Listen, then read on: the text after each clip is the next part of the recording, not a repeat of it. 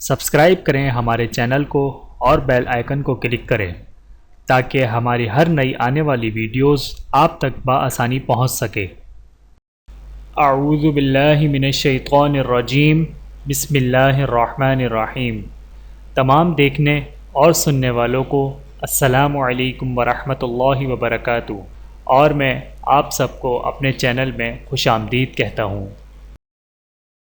اور آج کی ہماری اس ویڈیو کا عنوان ہے نماز اشراق، کس وقت، کتنی رکعت اور کیا فضیلت۔ آئیے جانتے ہیں اس ویڈیو میں۔ بسم اللہ الرحمن الرحیم۔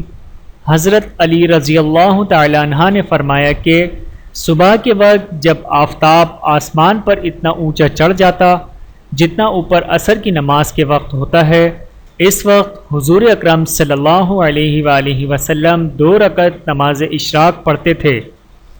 ایک حدیث میں ہے کہ رسول اللہ صلی اللہ علیہ وآلہ وسلم نے ارشاد فرمایا کہ جس شخص نے فجر کی نماز جماعت کے ساتھ ادا کی، پھر سورج نکلنے کے بعد وہیں بیٹھا رہا اور اللہ تعالیٰ کا ذکر کرتا رہا، پھر 2 رکعتیں اشراق کی پڑھیں، پھر مسجد سے واپس آیا تو اس کو 1 حج اور 1 عمرے کی مانند اجر ملے گا۔